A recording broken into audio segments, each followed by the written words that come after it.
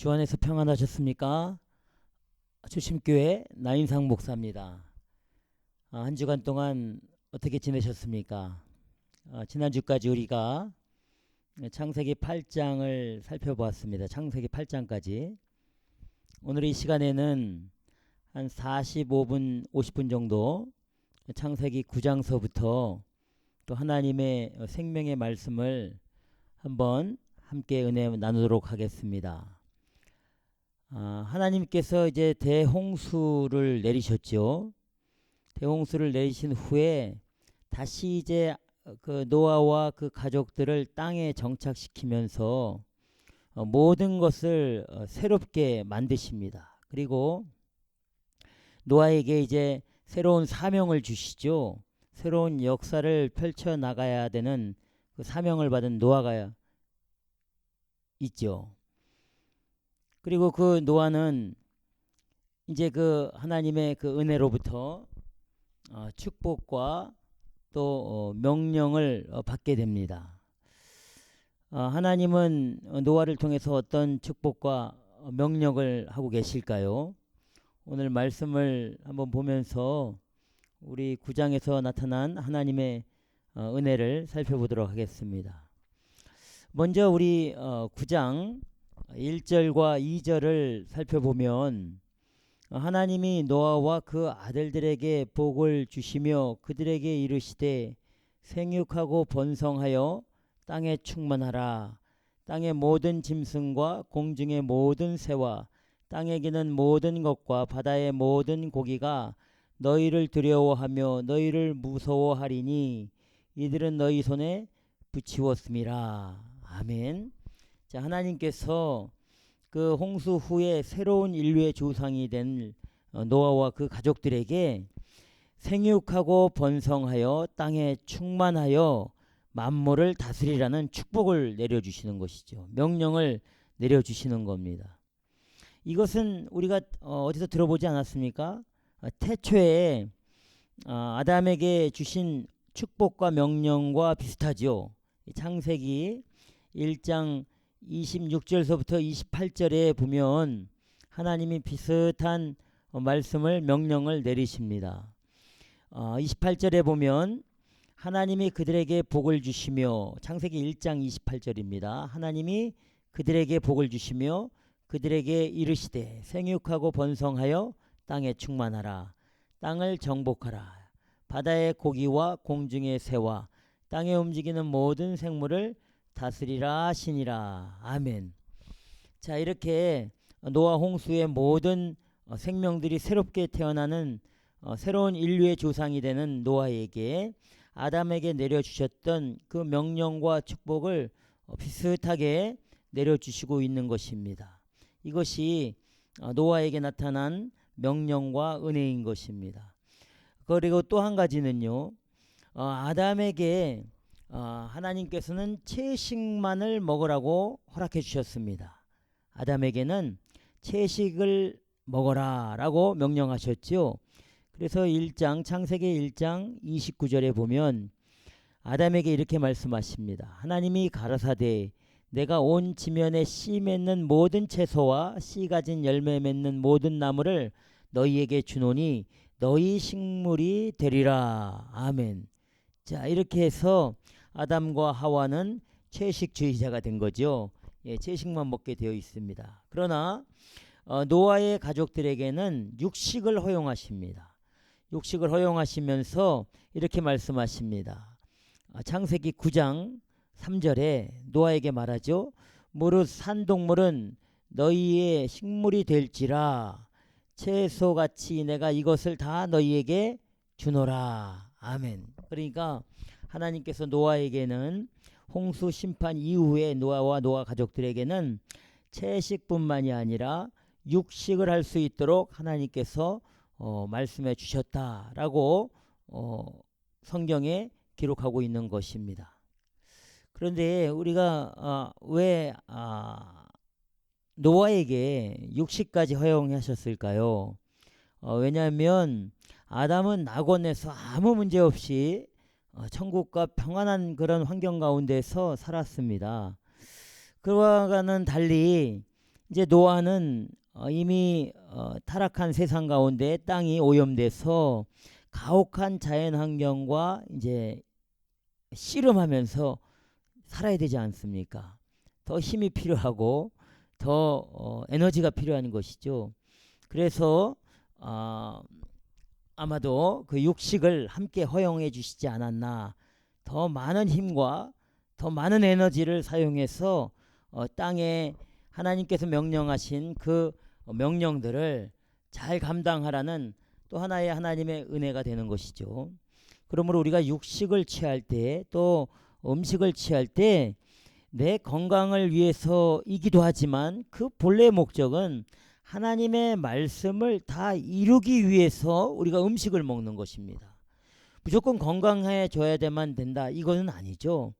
그래서 하나님께서 창세기 9장 1절에서 2절에 그 하나님의 명령과 그 하나님의 말씀을 이루기 위해서 노아에게 3절에 나타난 것 같이 육식을 허용하셨다는 것이죠. 그러니까 음식을 열심히 먹고 내 명령을 열심히 순종하고 다 이뤄내라 라는 하나님의 그 메시지가 있다는 것입니다. 또 한 가지는요, 하나님께서 육식을 허용하시지만 그 육식의 피는 먹지 못하도록 명령하셨다는 것입니다. 4절에 그러나 고기를 그 생명되는 피채 먹지 말 것이니라. 그 피를 함부로 다루지 못하게 하신 이유가 과연 무엇일까요? 피는 곧 생명의 상징이기 때문에 그렇습니다. 그래서 우리가 레위기를 이제 나중에 살펴보겠지만 레위기 17장 10절 11절 특히 11절에 보면 육체의 생명은 피에 있음이라 이렇게 말씀하셨고 10절에 보면 레위기 17장 10절에 보면 내가 그 피 먹는 사람에게 진노하여 그를 백성에서 끊으리니 아멘 이렇게 말씀하셨습니다. 왜 이렇게 말씀하셨냐면 생명의 존엄성을 말해주시고 있는 것입니다. 모든 생명은 다 하나님께서 주신 것이죠. 짐승들이라고 그 존엄성을 함부로 해서는 안 되는 겁니다. 비록 우리가 생존을 위해서 노아가 짐승을 잡아먹지만 그 짐승들을 함부로 죽이거나 해쳐서는 안 된다는 것이죠. 그래서 하나님께서는 짐승을 잡으라고 할 때 항상 절차와 방법이 있습니다. 그래서 그 절차와 방법대로 따라서 짐승을 잡는 훈련이죠. 그 제사법에 다 나와 있지 않습니까? 그래서 우리가 노아가 이 명령도 함께 받게 되는 것이죠. 하물며 자 오늘 이렇게 하나님께서는 짐승까지도 이렇게 귀하게 여기시는데 하물며 하나님의 형상으로 지음을 받은 사람의 생명은 더 말할 것도 없지 않겠습니까? 그래서 6절에 하나님께서 짐승의 피 얘기하신 후에 6절에 보면 이렇게 얘기합니다. 이렇게 말씀하시는데 무릇 사람의 피를 흘리면 사람이 그 피를 흘릴 것이니 이는 하나님이 자기 형상대로 사람을 지었음이니라. 무슨 말씀입니까? 사람을 함부로 대하거나 사람에게 피를 흘리게 하거나 또 사람을 힘들게 하고 또 사람에게 고난을 주는 그런 일들은 해서는 안 된다는 것이죠. 왜냐하면 그 한 사람 한 사람이 하나님의 형상으로 지음을 받았기 때문에 그렇습니다. 그러니까 우리가 사람들을 대할 때 믿는 사람이든지 믿지 않는 사람이든지 하나님의 형상 가운데 있죠. 그래서 우리가 대할 때 정말 존귀하고 하나님의 특별한 존재로서 이 땅 가운데 나왔다는 것을 인정해야 되는 겁니다. 그리스도 하나님을 믿는 사람들만 특별한 존재가 아니죠. 왜냐하면 믿지 않는 사람들도 누군가 하나님의 구원의 계획을 가지고 있는 사람이 그 가운데 분명히 있는 것입니다. 그리고 모든 인류는 하나님의 형상과 모양대로 창조되었다는 놀라운 것이 적용되기 때문에 우리가 함부로 사람들을 대해서는 안 되는 것이죠. 그래서 우리가 이런 것들을 잘 살펴보면서 생활하실 때 하나님의 축복이 우리 가운데 더 나타나게 될 것입니다. 자, 그리고 우리 9장에서요. 또 하나님께서 새로운 인류의 조상이죠. 홍수 심판 이후에 노아에게 하나님께서 축복을 말씀해 주십니다. 언약을 해 주시는 것이죠. 어떤 언약입니까? 바로 무지개 언약입니다. 유명한 무지개 언약이죠. 그래서 9장 13절에 보면 그 무지개 언약이 이렇게 기록하고 있습니다. 내가 내 무지개를 구름 속에 두었나니 이것이 너희 세상과의 언약의 증거니라. 이렇게 말씀해 주시면서 다시는 물로 세상을 심판하지 않겠다라고 하나님께서 약속해 주시는 겁니다. 11절에 보면 내가 너희와 언약을 세우리니 다시는 모든 생물을 홍수로 멸하지 아니할 것이라. 땅을 침몰할 홍수가 다시 있지 아니하리라. 아멘. 하나님께서 이제는 다시는 그 물로 인하여서 인류를 심판하지 않고 오히려 무지개를 주심으로 인해서 하나님의 이 평화의 언약, 그 축복의 약속이 이루어지고 있다라고 보여주시고 있다는 사실입니다. 그런데 여러분, 우리가 이 무지개를 제가 어렸을 때만 해도 많이 봤습니다. 한국에서는 지금 무지개 보기가 힘들거든요. 무지개가 나타나면 TV에서 TV 뉴스에 나옵니다. 그 정도로 왜 그렇게 무지개가 없어졌습니까? 간단한 것이죠. 자연을 보존하고 자연을 보호하고 그 생육하고 또 지키고 또 충만하게 해야 될 그 사람들이 오히려 자연을 파괴하고 자연을 질서를 어지럽게 하는 일들을 행했기 때문에 이게 이렇게 된 겁니다. 그러니까 우리가 자연을 하나님 말씀 안에서 있는 것을 잘 보존하면서 이 자연과 함께 하나님의 말씀대로 나아갈 때 우리의 모든 삶의 형편이 건강해지고 환경이 좋아지고 평화롭게 되는 거 아니겠습니까? 개발이 다 좋은 건 아닙니다. 발전이 좋은 건 아닙니다. 문명이 발달할수록 그것이 믿음적으로 좋다고 말할 수 없습니다. 항상 문명이 발달하는 곳에는 타락과 불순종이 늘 있었습니다. 바벨탑도 그랬고요. 또 소돔과 고모라 성도 그랬습니다. 항상 발달과 발전과 여유로움과 풍부함이 오히려 이 신앙과 하나님을 멀게 하는 요인들이 됐다는 것을 우리가 기억할 필요가 있죠. 오히려 어렵고 힘들 때에 하나님을 말씀을 붙들 때가 훨씬 더 많다는 사실입니다. 우리가 이런 것들을 한 번쯤 기억하면서 한번 우리 주변을 살피고 또 하나님이 주신 그 자연의 질서들을 한 번 더 돌아볼 때에 우리가 과연 어떻게 이 환경들을 보존하고 나아가야 되는가, 답은 뻔한 것이죠. 사실 이제 노아 이 대홍수 이후에 그 이후에 인류들은 이제 비만 오게 되면 가슴이 철렁철렁 내려앉는 것이죠. 왜냐하면 또 하나님이 홍수 심판을 내리시는 건 아닌가 그렇겠죠. 예, 그러니까 하나님께서 그 비 올 때마다 그 이후에 무지개를 띄워 주시면서 홍수 심판이 아니다라고 말씀해 주신 것이죠. 하나님의 은혜가 있는 것입니다. 그래서 이 홍수 심판, 그 무지개 언약은 하나님의 위로와 평안을 약속을 해주는 것이고 하나님의 놀라운 은혜가 그 가운데 있다. 절대로 너희를 보호해 주지 해롭게 안 해주겠다라는 하나님의 메시지가 그 가운데 있는 것이죠. 그런데 지금 우리 시대에 살고 있는 우리 성령 시대 또 신약 시대에 살고 있는 우리 그리스도인들은 무지개보다 훨씬 더 은혜로운 징표를 가지고 있죠. 무엇입니까? 그 갈보리의 십자가의 언약입니다. 십자가의 은혜죠. 무지개가 보편적인 인류를 향한 하나님의 은총과 징표라면 십자가는요, 택하신 백성들을 향한 아주 특별한 은혜와 구원의 상징인 것입니다. 그래서 우리가 힘들고 어려울 때마다, 고난과 환난 당할 때마다, 무슨 일을 겪을 때마다 그 십자가를 보면서 내 마음속에 또 내 머릿속에 그 십자가를 세워놓으면서 나아갈 때 우리가 흔들리지 않고 하나님의 은혜와 사랑을 충만하게 받을 수 있다라고 확신하게 될 것입니다. 이제 세상의 모든 염려와 근심, 또 여러분 불안과 두려움이 참 먹구름처럼 막 시꺼멓게 몰려올 때가 있지 않습니까? 도저히 피할 수도 없고 피할 길도 없고, 그러나 우리를 보존하시는 또 구원하시는 그 언약의 증표가 있지 않습니까? 아무리 고난과 어려움에 먹구름이 오고 천둥과 번개에 홍수가 치더라도 우리 마음속에 있는 그 예수 그리스도의 십자가의 그 언약의 증표, 구원의 증표를 깊이 묵상하시면 하나님의 더 큰 은혜가 있으리라 믿습니다.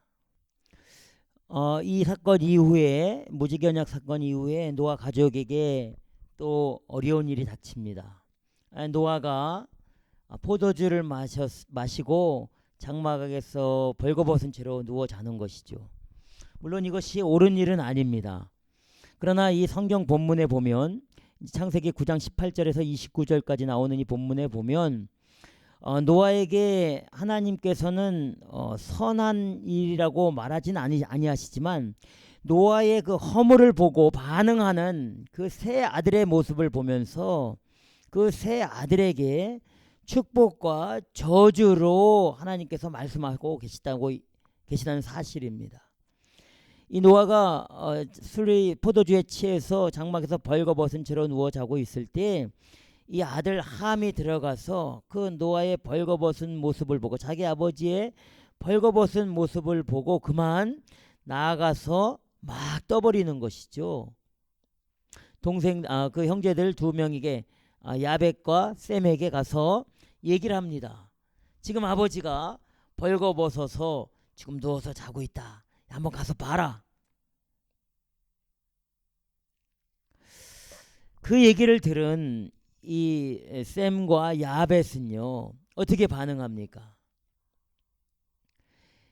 자기 그 옷을 가지고 말이요 자기들의 어깨에 메고 뒷걸음쳐서 들어가서 아버지의 그 하체를 덮어줍니다. 그리고 얼굴을 마주칠까봐 두려워서 얼굴을 돌이키고 그 아버지의 하체를 보지 않고 뒷걸음쳐서 들어가서 자기 옷을 아버지에게 덮어드리고 나오는 것이죠. 이 하나님의 축복은요 상대방의 허물을 덮을 때에 더 크게 나타납니다. 이후로 이제 함은 어떤 하나님의 그 저주를 받냐면요 가나안의 아비가 됩니다. 가나안의 아비가 되는데요. 이 가나안 아비가 무슨 의미가 있냐면 가나안의 7족속이 있지 않습니까?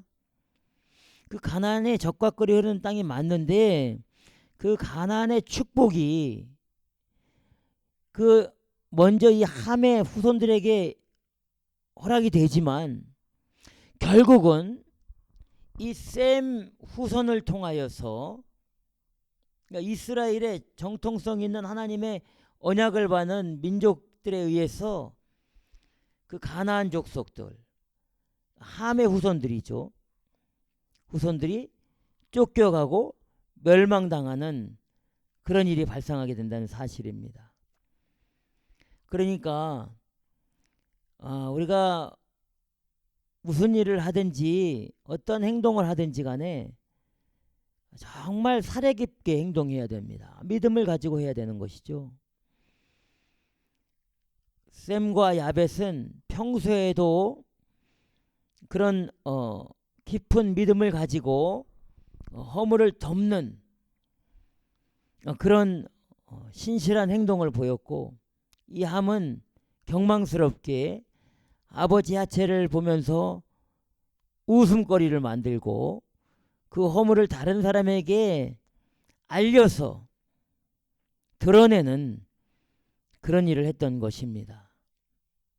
그래서 결국 노아가 잠에서 깨어나서 그 아들들의 행동을 보고 축복과 저주를 말하죠. 9장 25절에서 27절까지 노아의 말입니다. 먼저 셈입니다. 셈에게는 이렇게 노아가 축복을 내리죠. 하나님을 찬송하며 가나안이 셈의 종이 되고, 자 여기서 가나안이라고 뭐냐면요 함이 가나안의 아비이기 때문에 그 함의 후손들이 셈의 종이 된다는 겁니다. 셈의 후손들의 종이 된다는 겁니다.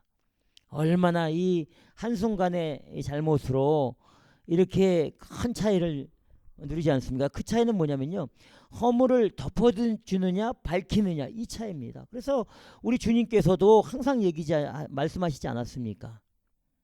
남의 티끌을 보기 전에, 티끌, 먼지 같은 티끌을 보기 전에 우리 자신의 들보를 먼저 빼내고 그 다음에 뭘 해라고 얘기하지 않습니까? 그런데 우리는 그렇게 하지 않습니다. 우리의 들보는요, 감추지요. 허물은 감춥니다. 그리고 남의 티끌 같은 허물을 막 들춰내는 것이죠. 그 티끌 같은 허물을 들보 같은 허물이라고 또 모함까지 합니다. 이런 어처구니 없는 일들이 지금 일어나고 있는 겁니다. 그 허물을 드러내면요, 이 약속의 말씀, 하나님 말씀하신 것에 비추어 보면 분명하게 길이 나눠져 있는 것이죠. 아무튼 다른 사람의 단점을 얘기하는 거 좋아하고 다른 사람의 약점을 얘기하는 거 좋아하는 사람하고 어울리지 마십시오. 늘 부족한 사람을 보는 사람이 있습니다. 늘 부족한 것만 해갖고 부정적인 얘기하는 분들이 있습니다. 은혜가 되지 않습니다. 하나님의 그 질서에 맞지 않습니다. 예. 우리는 어차피 우리가 완벽할 수 없기 때문에 무슨 일을 하더라도 부족한 것은 늘 있게 돼 있는 겁니다. 그러나 그것을 단점으로 밝혀내는 것, 다른 사람에게 해를 주려고 단점을 밝혀내는 것은 의롭지 못합니다. 그래서 셈에게는 그런 축복을 주고요. 함은요, 가나안의 아비가 되어서 형제들의 노예가 될 것이라고 저주를 받습니다. 야벳은 셈의 장막에서 함께 거하고 가나안이 야벳의 종이 될 것이다 라고 이 하나님께서 말씀해 주시고 축복과 저주를 내려주신다는 사실입니다. 자, 이제 10장에서는요, 창세기 10장에서는 노아 후손의 족보들이 나오죠. 이 족보는 어떤 의미가 있습니까?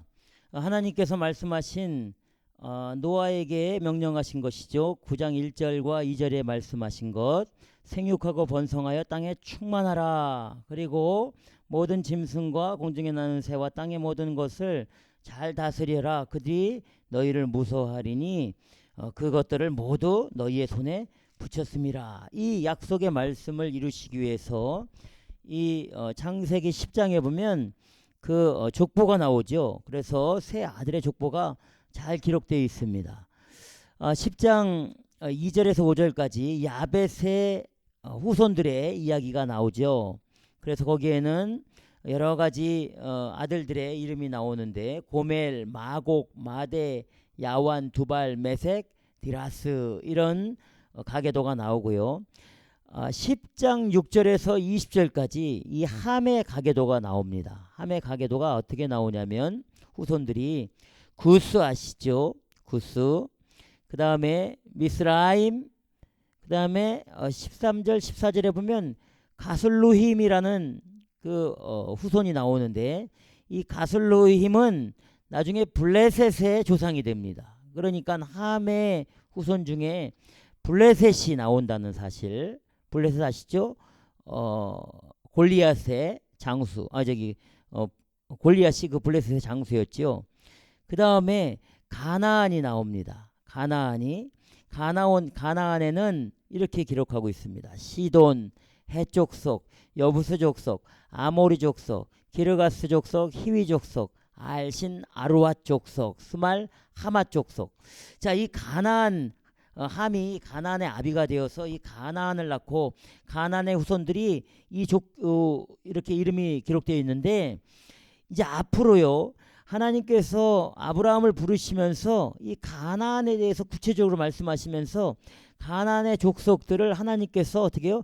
다 정복하시고 또 쫓겨내 보내시고 다 멸망시키겠다, 이렇게 말씀해 주시고 있는 것이죠. 예.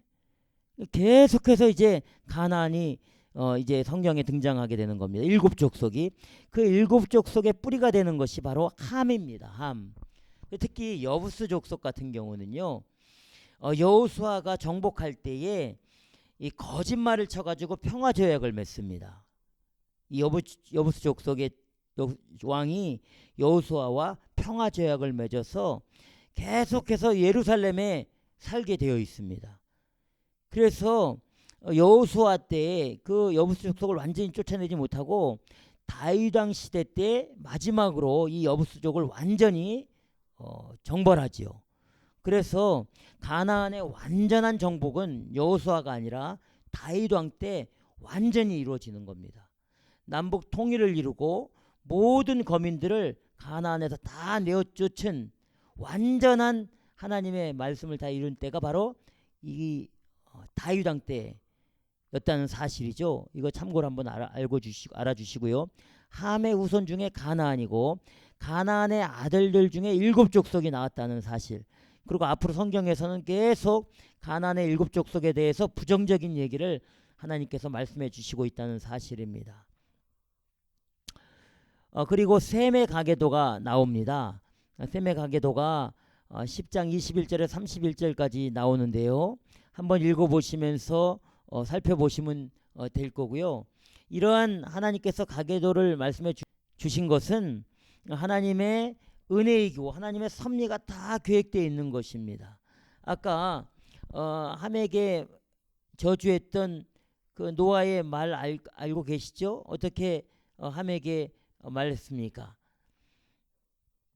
형제들의 노예가 될 것이다. 가나안의 아비가 될 것이다. 라는 것을 이 10장 족보를 통해서 확인되는 겁니다. 그러니까 하나님은 철저하신 분이십니다. 그냥 실현치 않는 분이시죠. 그냥 지나가는 것 같지만 그냥 지나가지 않습니다. 반드시 셈을 하시는 하나님이시라고 했거든요. 굉장히 정확하십니다.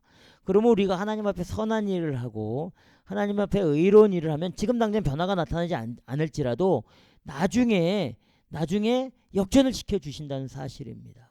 예. 물론 이 가나안이 그 가나안 땅에서 함의 후손들이 가나안 땅에서 그 풍요로움을 다 누리고 살고 있었죠. 강력한 나라를 이루고 살고 있었습니다. 초롱성이죠. 그러나 하나님은 약속하신 것을 이루시는 분이기 때문에 그 하나님이 함께 하시면서 그 모든 것을 정복하시는 은혜가 나타났다는 사실도 우리가 기억해야 된다는 것입니다. 자, 11장에는요. 바벨탑 사건이 일어납니다. 하나님께서는 그 분명하게 아까도 잠깐 언급했지만 생육하고 번성하고 땅에 충만하라는 축복과 명령을 내리셨죠. 그러나 이 사람들은요. 그 축복과 명령을 거부하고 순종하지 않습니다. 그리고 그 반대의 길로 가기 시작하는 것이죠. 그래서 홍수 이후에 이 인류가 크게 번성하는 은혜가 나타났죠. 이 10장에서 보면 그 족보를 보면 알 수 있지 않습니까? 그러나 이 사람들은 인생들은 그 번성에 갈 때에 그 거대한 탑을 쌓기 시작합니다. 바벨탑이죠.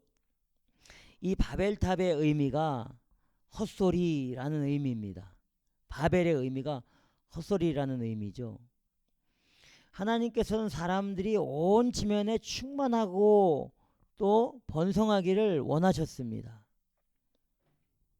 그러나 사람들은 흩어지기 싫어했습니다. 흩어지면 약해지기 때문에 흩어지지 않고 뭉쳐서 힘을 쌓으려고 했습니다. 그리고 자기들 스스로 방어하고 공격하려는 그 힘을 보이려고 했습니다. 그래서 선택한 것이 성을 쌓아서 하늘에 닿게 하자는 아주 위험한 생각을 하게 된 것이죠. 그들이 탑을 쌓은 결정적인 이유는 첫 번째는 교만함입니다. 교만함.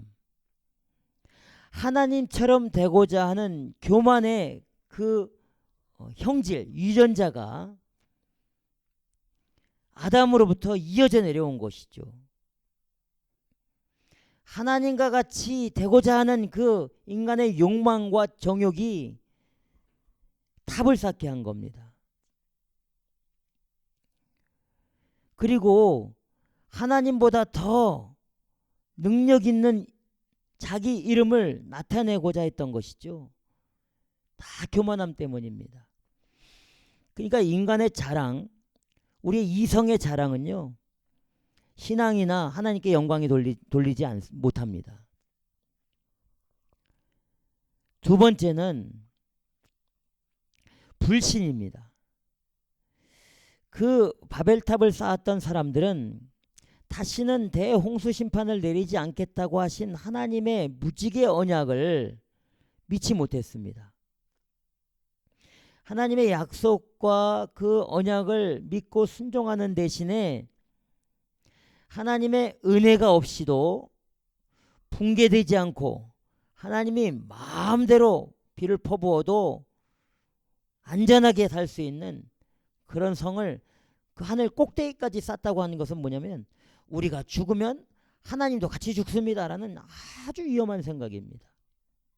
완전히 인본주의죠. 개인주의, 성과주의.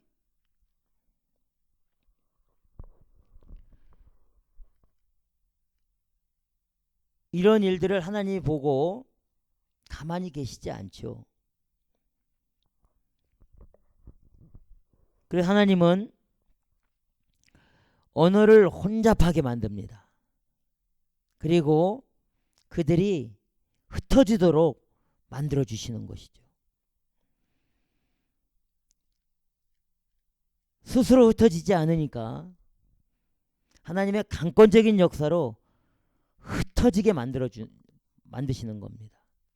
그러니까 우리가요 모인다고 다 좋은 거 아닙니다. 교회도 제자적 교회는 주 예수 그리스도 안에서 모여서 하나님의 말씀으로 훈련받고 배우고 가르침을 받는 것이 제자적 교회입니다.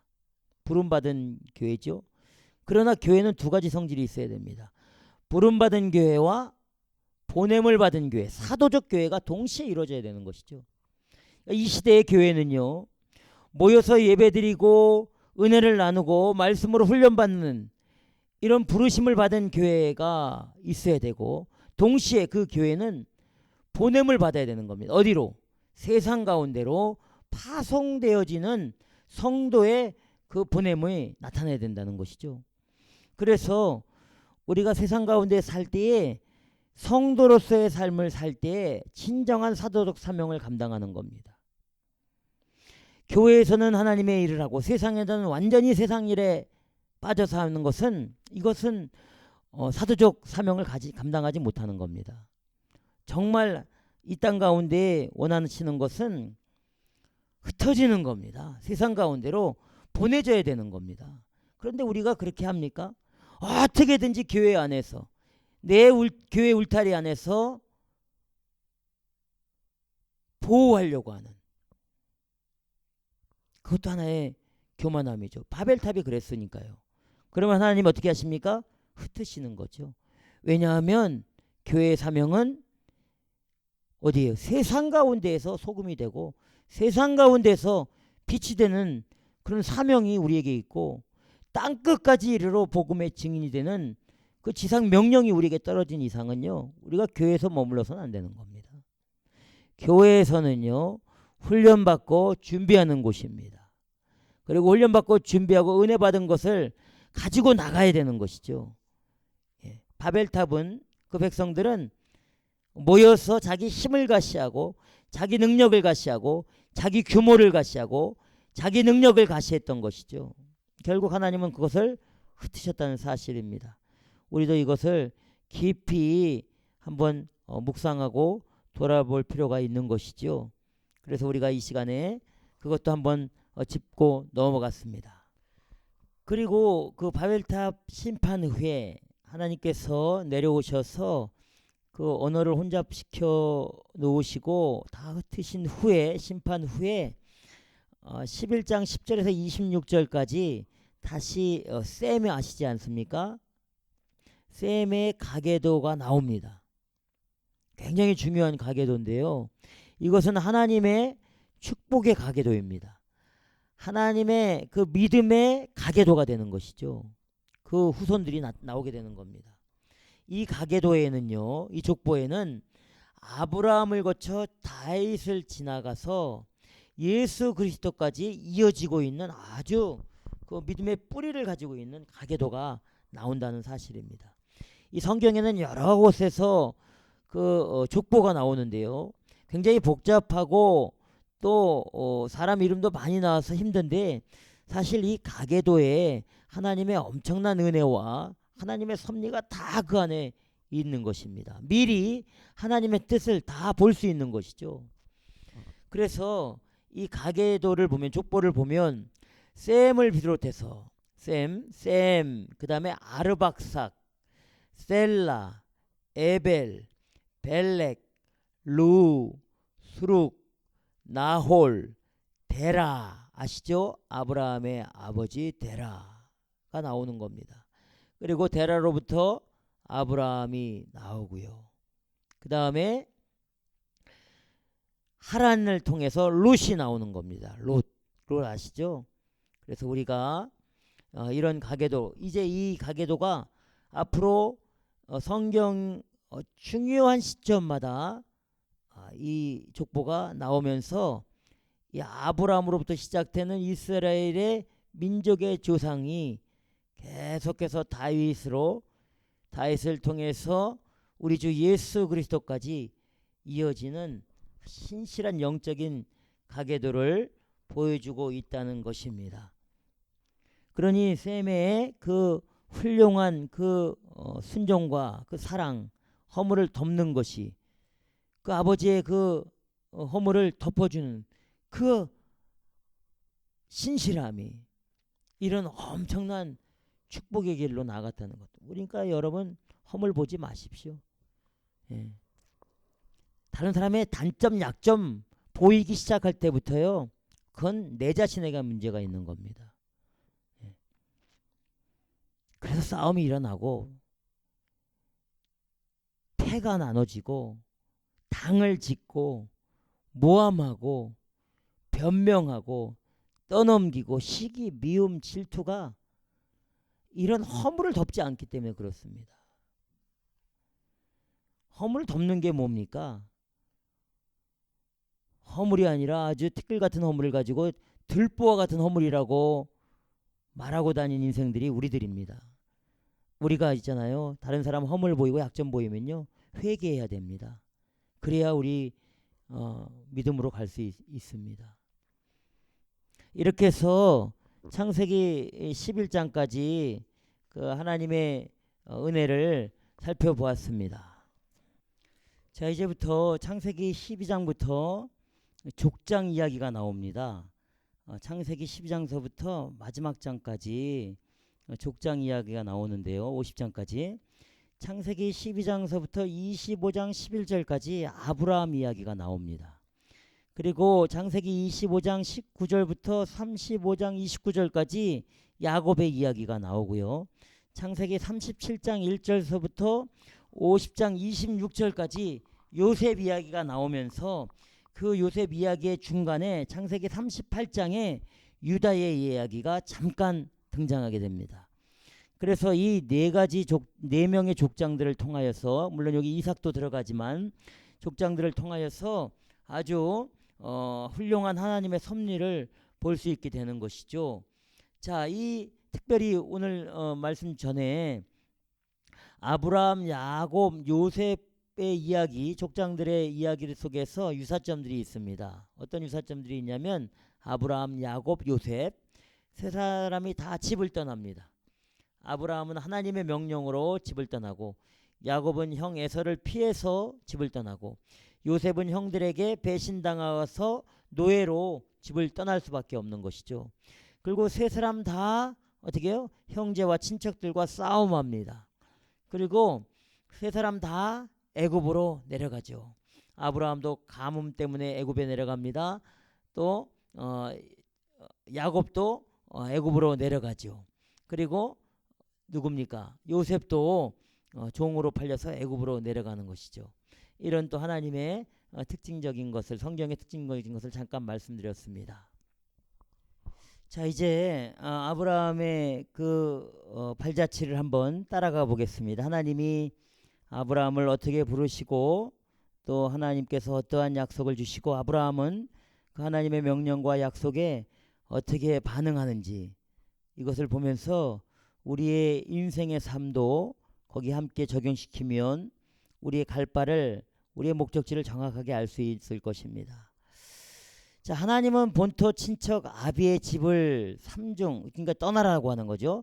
본토, 그 다음에 친척, 그 다음에 아비 집을 포기해라 라는 결단을 요구하십니다. 그 대신에 하나님께서는 가나안 땅과 큰 민족을 이뤄주시면서 후손을 약속해 주시죠. 그 1절에서 3절까지 말씀입니다. 제가 한번 읽어드리면, 여호와께서 아브라함에게 이르시되 너는 너희의 본토 친척 아비 집을 떠나 내가 내게 지시할 땅으로 가라. 내가 너로 큰 민족을 이루고 내게 복을 주어 내 이름을 창대케 하리니 너는 복의 근원이 될지라. 너를 축복하는 자에게는 내가 복을 내리고 너를 저주하는 자에게는 내가 저주하리니 땅의 모든 족속이 너를 인하여 복을 얻을 것임이니라 하신지라. 자, 하나님께서 이러한 명령과 축복과 약속을 말씀해 주셨습니다. 본토를 떠나는 대신 하나님께서는 새로운 땅을 약속해 주셨습니다. 그렇죠? 조상들을 떠나는 대신 허다한 자손과 민족을 약속해 주셨습니다. 그리고 친척들의 보호를 떠나는 대신, 가족과 친척들의 보호를 떠나는 대신에 하나님께서 친히 보호자가 되어주시고 동행해 주실 것을 약속하고 있는 겁니다. 그러니 이 하나님을 친척과 본토와 아비의 집을 떠난다는 것은 육적으로 볼 때는 고통과 고민 가운데 있는 일이지만 영적으로 봤을 때는요, 하나님의 크신 섭리와 인도하심이 있는 겁니다. 다시 말하면 그것보다 더 큰 하나님의 은혜가 나타나고 있다는 사실입니다. 그는 그의 후손들 뿐만이 아니라 모든 민족을 위한 복의 통로가 될 것을, 복의 근원으로 만들어줄 것을 약속하고 있다는 것이죠. 그래서 3절에 보면 너를 축복하는 자에게 내가 복을 내리고 너를 저주하는 자에게 내가 저주하리니 너를 인하여 복을 얻을 것입니다. 모든 민족이. 할렐루야. 여러분, 우리는 다 복받은 사람들입니다. 우리를 통해서 하나님의 복에 흘러나가고 있어야 되는 겁니다. 어떻게 부정적인 말을 할 수 있고 어떻게 다른 사람을 모함할 수 있고 미워할 수 있겠습니까? 우리가 거듭 태어난, 성령으로 거듭 태어나고 예수 그리스도의 십자가의 보혈의 능력으로 거듭 태어난 하나님의 백성인데, 이미 하나님 우리를 천국의 축복으로 인도해 주셨는데 우리가 그 하나님의 섭리 가운데 순종하고 나아갈 때 하나님께서 우리를 그 사용해 주신다는 사실입니다. 자, 하나님의 소명을 받은 아브라함은 75세 되던 해에 마침내 하란을 떠나서 메소포타미아의 마지막 경계선인 유프라테스 강을 건넙니다. 그리고 아브라함은 남은 삶과 후손들의 미래를 하나님의 손에 온전히 맡기고 히브리인이 되기 시작한 겁니다. 이 히브리인이라는 말은 강을 건넌 사람, 이렇게 의미가 있거든요. 또한 아브라함은요, 갈 곳을 알고 간 것이 아닙니다. 히브리서 11장 8절에 보면 갈 바를 알지 못하고 오직 말씀에 순종하고 나아갔다는 겁니다. 그러니까 아브라함의 행선은요, 중간중간에 하나님께서 인도하심을 받은 대로 갔지 가나안이다라고 알고 간 것이 아니라는 것이죠. 그러니까 우리도 인생을 살 때 우리는 분명히 이렇게 가고 싶고 저렇게 살고 가고 싶다 이렇게 생각하지만 우리의 앞일은 누가 압니까? 절대 우리는 모릅니다. 예. 우리가 그냥 소망하고 가고 싶은 바램뿐이죠. 우리의 인생을 우리가 주관하지 못합니다. 그렇게 주관할 수 있는 인생이 이 세상 가운데 없고요. 하나님 앞에 늘 겸손해야 됩니다. 하나님이 우리 인생을 주관하시는 것이죠. 그래서 우리의 행한 행실대로 열매대로 하나님께서 보응해 주신다고 했습니다. 그러니까 말씀에 의지하고 나아가면 아브라함처럼 젖과 꿀이 흐르는 땅으로 인도함 받는 것이죠. 선한 길로 인도함 받는다는 사실입니다. 그리고 아브라함이 가나안에 도착을 합니다. 가나안에 도착해서 가장 먼저 한 것이 무엇입니까? 7절 8절을 읽어보면 여호와께서 아브라함에게 나타나 가라사대 내가 이 땅을 내 자손에게 주리라 하신지라. 이제 가나안에 도착을 했죠. 도착한 아브라함에게 이렇게 말씀하신 겁니다. 그가 자기에게 나타나신 여호와를 위하여 그곳에 단을 쌓은 거죠. 뭐 하려고 단을 쌓습니까? 하나님 앞에 경배하고 예배드리기 위해서 단을 쌓은 겁니다. 그래서 아브라함은 항상 무슨 중요한 일이 있을 때마다 이제 이 이후로 계속해서 단을 쌓고 하나님의 이름을 부르고 하나님께 예배드리고 경배하는 일을 소홀하지 않습니다. 애굽에 내려갔다가 자기 신의 실수로 애굽에 내려갔다 돌아오는 길에도 아브라함은 하나님 앞에 단을 쌓습니다. 8절에 거기서 베델 동편 산으로 옮겨 장막을 치니 선은 베델이요 동은 아이라. 그가 그곳에서 여호와를 위하여 또 단을 쌓고 여호와의 이름을 부르더니. 할렐루야. 참 하나님, 이 아브라함은요 싹시 있는 사람입니다. 싹시 있는 사람이기 때문에 하나님께서 부르신 거 아니겠습니까? 우리도요 예배자의 삶이 얼마나 중요한지 모릅니다. 어딜 가든지 우리가 말씀에 의지하는 예배자의 삶을 살 때 하나님께서 우리를 축복해 주시고 또 우리의 삶 가운데 어느 곳을 가든지 여호와 하나님의 이름을 부르고 예수 그리스도 나의 구주의 이름을 선포하고 나아가면 하나님의 능력의 말씀이 우리를 주장하고 하늘에 있는 자들과 땅 위에 있는 자들과 땅 아래에 있는 자들이 예수의 이름 앞에 무릎을 꿇고 예수 그리스도를 구주로 인정하고 시인하는 역사가 그 이름 앞에 있다는 사실입니다.